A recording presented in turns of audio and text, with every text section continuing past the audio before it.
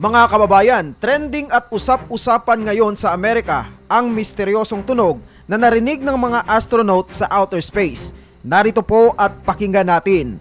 There's a strange noise coming through the speaker, and I didn't know if you could connect into the Starliner and let me keep mic and let you hear it. I don't know what's making it, but I don't know if it's something that maybe is connected between here and there, making that happen. But anyway, can you do that? We can configure that, Butch. Give us a minute and I'll call you back when it's ready.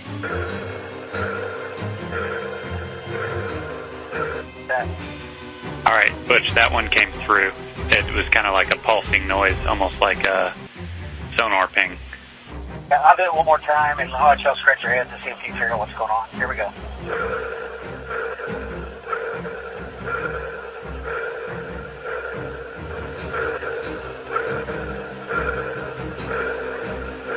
Mga kababayan, kung pakikinggan po nating mabuti yung sounds, para bang mayroong pinupukpok na bakal or lata. Pakinggan po natin muli.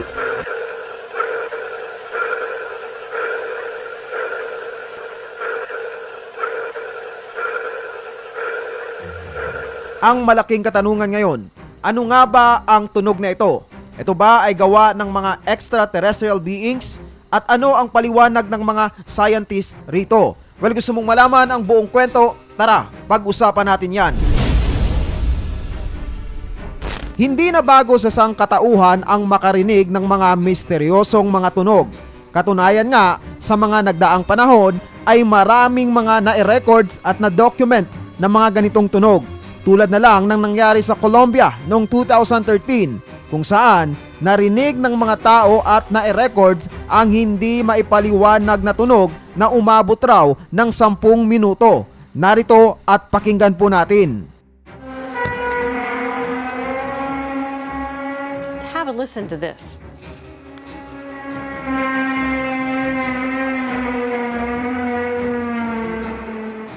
So what are you hearing? Well, we don't really know. The strange sounds were heard across Terrace, BC early yesterday morning and lasted for about 10 minutes. Speculation about what caused it ranges from the aurora borealis to aliens, or it could just be a prank. But similar sounds have been recorded in other parts of BC and reported in other locations around the world. At base nga po sa narinig natin, maaaring gawa raw ng mga alien ang bagay na ito. At hindi lamang sa ibang bansa ito narinig, maging sa Pilipinas ay may naidokumento at naibalita ring ganito. Naging usap-usapan naman sa internet ang kumalat na video ng umano'y misteryosong tunog sa Batangas na di malaman kung saan nagmumula. Ang mga eksperto may paliwanag sa kakaibang tunog na ito. Balitang hatid ni Susan Enriquez.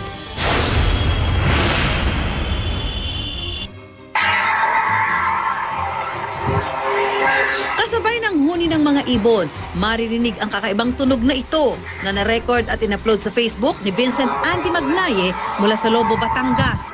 Mawawala pero muling lalakas.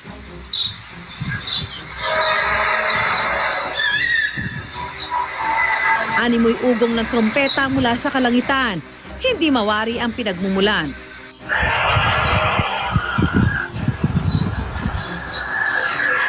Bukod dyan, noong nakaraang taon lamang mga kababayan ay mayroon ding narinig na parang ganito sa may bandang Mindanao, sa Surigao, bago po sumapit yung malakas na lindol. At hindi lamang yan, mayroon ding tinatawag ang mga scientists na daham. Ito ay misteryosong tunog na naririnig sa iba't ibang bahagi ng mundo. Alam naman natin na yung mga eksperto at mga scientists ay mayroong equivalent na explanation para sa mga misteryosong phenomena na ito. Mayroon silang mga inilatag na mga teorya. At yung mga teoryang iyon ay may mga basehan. Pero hindi ibig sabihin na porket mayroong teorya ay yun na talaga yung absolute or exact explanation para doon sa phenomena na yon. And it turns out na hindi lang pala dito sa Earth naririnig ang mga misteryosong tunog na ito, kundi meron din sa outer space na siyang napapakinggan na nga natin ngayon. Katunayan nga, hindi lang ito first time na nangyari. Noong 1969, sa isang Apollo mission ay mayroon ding narinig ang mga astronaut. Tinatawag nila itong outer space music. Habang sila ay nasa orbit nga noon ng moon, ay narinig nila ang naturang misteryosong tunog na pinaniniwalaan naman ng iilan na gawa ng mga extraterrestrial beings. And fast forward from 1969 to 2024, eto na naman po tayo ngayon. binubulabog na naman ng kakaibang misteryo sa outer space. Para mas lalo po nating maintindihan ang buong context, ay pakinggan muna natin ang backstory ng kwento. Nagsimula ang lahat nang magdesisyon ang dalawang astronaut na subukan ang bagong gawang spacecraft ng Boeing na tinatawag na Starliner. So sasakyan ng dalawang astronaut na ito ang bagong gawang spacecraft mula sa Earth papunta sa International Space Station. At masasabi kong delikado yung kanilang gagawin. Una, delikado dahil bagong gawa pa lamang ang naturang spacecraft. Hindi pa ito nasubukan. Pangalawa, in general, delikado talaga ang mag-travel papunta sa outer space, papunta sa International Space Station. Alam naman natin na marami ng mga astronaut na pumanaw dahil sa pagpunta sa outer space. Pero hindi baguhan ang dalawang astronaut na ito. Katunayan nga, maraming beses na silang pabalik-balik sa International Space Station. At sa napakaraming beses na sila ay pabalik-balik mula dito sa Earth papunta sa International Space Station, ay never po silang naka-encounter at nakarinig ng ganitong klaseng tunog sa kanilang mga sinasakyang spacecraft.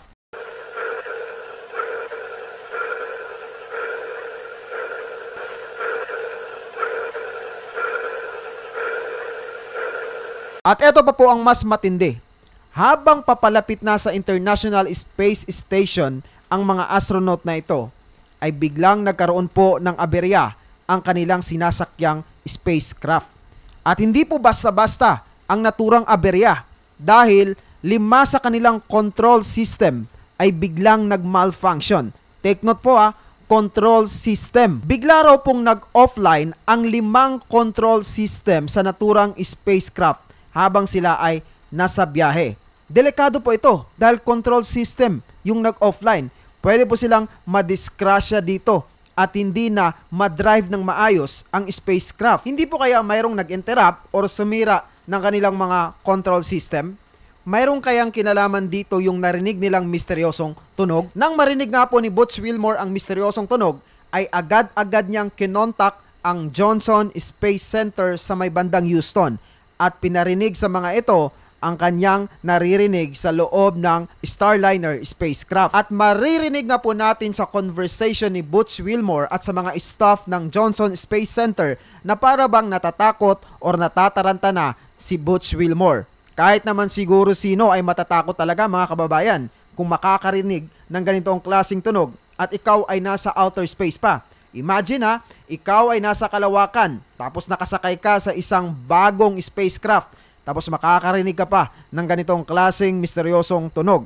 Iisipin mo siguro na mayroon ng alien na umaatake sa inyong spacecraft. At mapapansin nga natin sa conversation na ito na habang natatakot or natataranta na itong si Butch Wilmore, ang kanyang mga tinawagan ay chill lamang. At ang naging kasagutan nga po ng kanyang tinawagan ay baka yung naririnig ni Butch ay isang uri lamang ng pulsing sounds katulad ng isang sonar ping. At hindi po naging komportable si Butch sa naging kasagutan ng kanyang tinawagan. Kaya sabi niya, scratch your head and figure out kung ano talaga yung kanyang naririnig.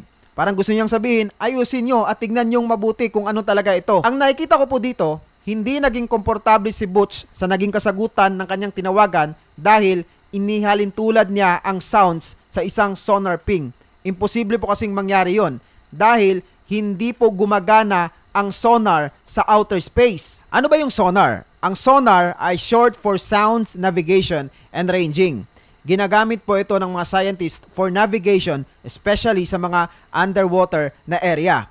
Kung gusto po nilang i-map ang underwater na yon, ay gagamit po sila ng sonar. Gumagamit po ang sonar ng sound waves para mamapa ang isang underwater na area. Dahil sa underwater, mas mabilis na nagta-travel ang sounds kumpara sa mga radar at light waves. Tapos yung sonar ay nagpo-produce po ng tinatawag na sonar ping. Ito po ay echo or pulsing sound na napoproduce ng sonar. Kaya nung sumagot po yung tinawagan ni Butch na baka sonar ping lang yan or pulsing sound yung naririnig mo, Butch, talagang nawindang siya at hindi komportable sa naging kasagutan dahil alam niyang hindi gumagana ang sonar sa itaas or sa outer space at imposible na magkaroon ng sonar ping. At nakita naman natin sa conversation na somehow nabalisa at natakot si Butch nang marinig ang bagay na yon. Ang malaking katanungan, sino at ano ang may gawa ng naturang misteryosong sound. Well, ang katotohanan yan, mayroon pong paliwanag ang NASA patungkol sa phenomenang ito. At sobrang babaw lang po pala ng explanation nito mga kababayan. Ang ipinagtataka ko lang, bakit at that moment, hindi yun naisip ni Butch. Sobrang babaw lang pala ng explanation. Alam naman natin na itong si Butch ay isang astronaut. Matatalino ang mga ito mga kababayan. As in, piling-pili at salang-salang mga matatalino. Sila ay matalino sa larangan ng physics, science o mathematics. At hindi lamang basta-basta matalino, kundi dapat physically fit din. Dahil hindi po basta-basta ang outer space. At hindi basta-basta ang hamon nito sa ating kalusugan. At sa sobrang hirap po na maging astronaut ay wala pa talagang official na first ever Filipino astronaut.